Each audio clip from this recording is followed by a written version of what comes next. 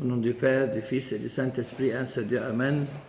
Chers frères et sœurs, permettez-moi d'aborder ce thème suivant avec vous. Que faire pour que mes péchés me soient pardonnés? Que faire pour que mes péchés me soient pardonnés? On va faire un lien entre la parabole du Fils prodigue et le sacrement du repentir et de la confession. S'il vous plaît, j'aimerais bien que vous reteniez avec moi ces 4 lettres. R, C, A, C. Les 4 étapes qu'il nous faut pour que nos péchés soient pardonnés, c'est R, C, A, C. R, c'est le repentir. C, c'est la confession. A, c'est l'absolution. Et le deuxième, c'est la communion. Je répète, repentir, confession, absolution et communion. D'abord, le repentir, qu'est-ce qui s'est passé avec le Fils prodigue? C'est écrit dans la Bible, dans l'Évangile selon saint Luc, chapitre 15. Il est rentré en lui-même. Il est rentré en lui-même, ça veut dire quoi? Après qu'il a quitté, bien sûr, la maison de son père. Il est rentré en lui-même, c'est-à-dire il a regretté ce qu'il a fait. Puis, il s'est convaincu qu'il a péché. C'est très important qu'on soit convaincu qu'on a péché. Après, il s'est éveillé. C'est écrit dans la Bible, il s'est éveillé, ça veut dire qu'il s'est rendu compte qu'il s'était très éloigné de Dieu. Et comme c'est écrit dans l'épître de saint Paul aux Éphésiens, chapitre 5, verset 14, « Éveille-toi, toi qui dors, lève-toi d'entre les morts, et sur toi luira le Christ. Éveille-toi, toi qui dors. » Donc, il a regretté ce qu'il a fait, il s'est convaincu qu'il a péché, il s'est éveillé, et la dernière chose dans ce petit point-là, ce premier point, il a décidé de retourner à la maison de son père qui est l'Église. C'est très important de décider. Il a pris une décision, mais avant cette décision, je répète, dans le repentir, il a regretté, il s'est convaincu qu'il a péché, il s'est éveillé et il a décidé de retourner vers son Père. Ça, c'est le R, le repentir. Le C, la confession. Avant d'arriver à la maison de son Père, il a préparé sa confession. C'est-à-dire que c'est très important qu'avant d'aller confesser, qu'on prépare quand même des petits points qu'on va dire à notre Père spirituel ou notre Père de confession. Qu'est-ce qu'il a décidé, ce Fils prodigue, de dire à son Père? Qu'est-ce qu'il a décidé de dire à son Père? Il a décidé de dire ce qui suit. Il a même récité cette phrase avant d'arriver à la maison de son Père qui représente l'Église. Père, c'est ce qu'il a décidé de dire. Père, j'ai péché contre le ciel et envers toi, je ne suis pas digne d'être appelé ton fils, mais traite-moi comme l'un de tes ouvriers. Ça, vous le trouvez dans l'évangile de saint Luc, chapitre 15, verset 19. Je répète, Père, j'ai péché contre le ciel et envers toi, je ne suis pas digne d'être appelé ton fils, mais traite-moi comme l'un de tes ouvriers. Et dans d'autres versions, traite-moi comme l'un de tes mercenaires. Remarquez que quand il est arrivé à la maison de son père, il a répété la même phrase, il a commencé à dire la même phrase, mais son père ne l'a pas laissé de continuer la dernière partie de la phrase qui était « traite-moi comme l'un de tes ouvriers ». C'est-à-dire que dès qu'il a vu son père, il lui a dit « Père, j'ai péché contre le ciel et envers toi. Et je ne suis pas digne d'être appelé ton fils. » Et il paraît que son père l'a arrêté. Il n'a pas accepté, son père, qu'il dise que le fils prodigue lui demande de le traiter comme un de ses ouvriers ou un de ses mercenaires. Parce que même si tu as péché contre ton père, tu seras toujours son fils. Un père spirituel, il va te reconnaître comme son fils, même si tu as péché contre le ciel et envers ton père spirituel. Voilà, c'est ça le but de la confession. Il a dit ce qu'il a voulu dire, mais son père, il l'a empêché de continuer la dernière phrase parce que même si on a péché, même si on s'est éloigné de notre Père qui est notre Dieu et de notre mère qui est l'Église, notre mère qui est l'Église et notre Père, ils vont toujours nous accepter en tant que fils et pas en tant qu'ouvriers ou mercenaires. Donc, comme vous voyez, moi je confesse à Dieu à l'écoute du prêtre. C'est ce que disait toujours Sa Sainteté, Feu le Pape Chenot d'Artois. Je confesse à Dieu, je ne confesse pas à Abouna, je confesse à Dieu, faites attention à ce que je vais vous dire, à l'écoute du prêtre. Et ce n'est pas Abouna qui me donne le pardon ou l'absolution, mais c'est Dieu qui me donne l'absolution par la bouche du prêtre. C'est un cercle vicieux. Je confesse à Dieu à l'écoute du prêtre et je reçois l'absolution de Dieu par la bouche du prêtre. Donc la troisième étape, c'est l'absolution, ou on peut l'appeler aussi le pardon. Le prêtre, qu'est-ce qu'il dit? Il dit dans ses prières, en parlant de ses fidèles, qu'ils soient tous absous de ma bouche par ton Esprit Saint. Donc nous sommes tous absous par l'Esprit Saint, mais de la bouche du prêtre. Dans l'évangile de Saint Jean, chapitre 20, ça c'est après la résurrection du Christ, qu'est-ce qui s'est passé? Le Christ, il a dit à ses apôtres, en leur donnant le sacrement du sacerdoce, il est écrit ce qui suit. Dans l'évangile de Saint Jean, rappelez-vous bien ces deux versets, versets 22 et 23, après la résurrection. Il souffla et leur dit, recevez le Saint-Esprit. Ceux à qui vous remettrez les péchés, ils leur seront remis, et ceux à qui vous les retiendrez, ils leur seront retenus. Maintenant, j'aimerais bien vous poser une question très très importante et trouver la réponse à cette question, parce que la réponse à cette question va nous résoudre un grand problème que je vais vous le dire maintenant. La question est ce qui suit là. J'ai reçu l'absolution, c'est-à-dire le pardon de mes péchés, dans le sacrement de la confession. On est d'accord?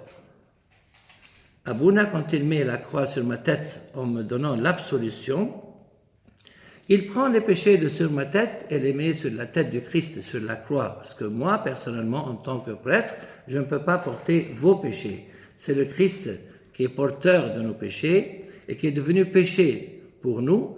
Donc, bien que j'ai reçu l'absolution, c'est-à-dire le pardon de mes péchés dans le sacrement de la confession, la question c'est que comment puis-je profiter ou bénéficier de ce pardon? J'ai eu le pardon. C'est vrai que mes péchés ont été pardonnés complètement lorsque j'ai obtenu l'absolution après ma confession, dans le sacrement de confession et de repentir. Mais comment puis-je profiter? C'est ça la question.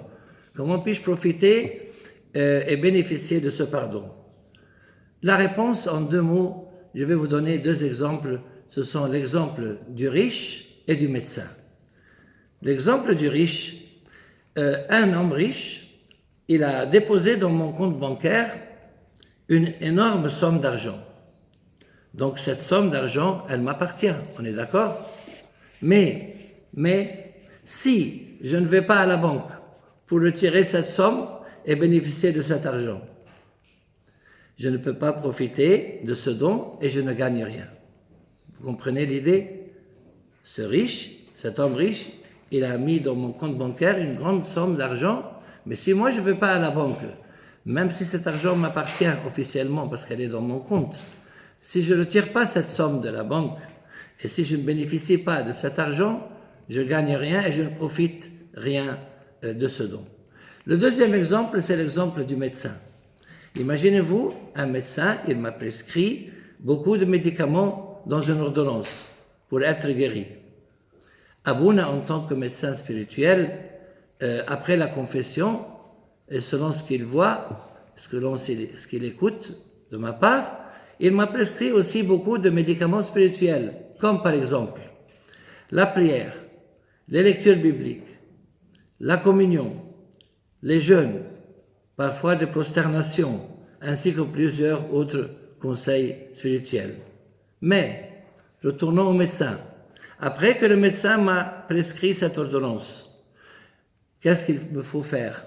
À votre avis, je dois aller normalement à la pharmacie, n'est-ce pas, pour obtenir ces médicaments prescrits dans cette ordonnance, sinon je ne guérirai jamais. Donc le médecin, il m'a prescrit une ordonnance, mais si je ne vais pas à la pharmacie qui représente ici l'Église, je ne peux pas être guéri de mes maladies spirituelles. Donc la banque et la pharmacie, si vous avez bien suivi, représentent l'Église, la maison du Père, le lieu où on reçoit spécialement la communion, le plus important. Donc, l'absolution dans l'histoire du Fils prodigue, comment s'est-elle manifestée? Elle s'est manifestée par le fait que le Père, comme c'est écrit dans l'évangile de Saint Luc, chapitre 15, verset 20, il l'a accueilli dans ses bras et il l'embrassa tendrement. Cette partie de l'histoire du Fils prodigue représente l'absolution. Il l'a accueilli dans ses bras et il l'embrassa tendrement. Quatrième étape, on a dit RCAC, repentir, confession, absolution. Maintenant, on passe à la communion. Peut-être vous allez me poser la question, mais que fait la communion ici dans le pardon de nos péchés? Puisqu'on est d'accord qu'on a pris l'absolution et le pardon de nos péchés pendant le sacrement de la confession à travers l'absolution que le prêtre m'a donnée. Mais il faut que vous sachiez cela, sinon vous n'allez jamais comprendre pourquoi Abouna, en parlant de la communion, pendant la messe, pas pendant le sacrement de confession, il parle du corps du Christ et il dit quoi? Vous connaissez tous la phrase. Il est donné pour nous en salut, en rémission des péchés. Il parle de la communion en disant il est donné pour le corps du Christ et le sang du Christ, ils sont donnés pour nous en salut, en rémission des péchés et en vie éternelle à ceux qui y communient. Qu'est-ce que le pardon de péché fait ici? Retournons à l'exemple du riche et du médecin. Ces deux exemples nous expliquent que Abouna, quand il dit durant la messe ou durant la Sainte Liturgie à propos de la communion qu'elle est donnée pour nous en salut d'abord et en rémission des péchés et en vie éternelle à ceux qui communient, et c'est ce que le Père a fait au Fils prodigue. Il a dit à ses serviteurs quoi? Qu'est-ce qu'il a dit le Père dans l'histoire du Fils prodigue? Dans l'évangile de Saint Luc, chapitre 15, verset 23. Bien que son fils l'a confessé et son père l'a pardonné, mais faites attention, le Père, qu'est-ce qu'il a demandé à ses serviteurs? Il leur a dit, amenez le veau gras. Amenez le veau gras, tuez-le, mangeons et festoyons. Car mon fils que voilà était mort, il est revenu à la vie, il était perdu et il est retrouvé. Mais pourquoi, Père, insistes-tu que nous tuons le veau gras? Le veau gras ici représente le Christ immolé pour nos péchés sur l'autel en tant que sacrifice dans la Sainte Liturgie, dans l'Eucharistie. Donc, c'est pas suffisant qu'on fasse le repentir, qu'on confesse et qu'on ait le pardon de nos péchés à travers l'absolution du prêtre. Il faut couronner, faites attention à ce mot-là, il faut couronner toutes ces trois premières étapes qui sont le repentir, la confession et l'absolution par l'Eucharistie, prenant le sang et le corps du Christ. Donc pour obtenir le salut, pour obtenir le pardon de nos péchés et surtout la vie éternelle, il faut que je prenne la communion et il faut que je profite et que je bénéficie de tous les médicaments et les conseils spirituels que le prêtre m'a prescrits durant le sacrement de la confession. J'espère que vous avez bien compris pourquoi il n'est pas suffisant que nous confessions, que nous faisions le repentir et que nous obtenions l'absolution ou le pardon de nos péchés. Il faut couronner ces trois étapes par la quatrième et l'étape la plus importante qui est la communion du corps et du sang du Christ pour une simple raison, pour profiter et bénéficier de tous les conseils spirituels que le prêtre il m'a prescrit durant le sacrement de la confession. Donc, pour résumer ensemble, pour que mes péchés me soient pardonnés, il me faut 4 étapes. Vous vous rappelez maintenant des 4 étapes? R, hein, C, A, C. R, c'est quoi? Repentir. C, confession. A, absolution. Et le deuxième, c'est la communion. Et gloire à Dieu éternellement et à jamais. Amen.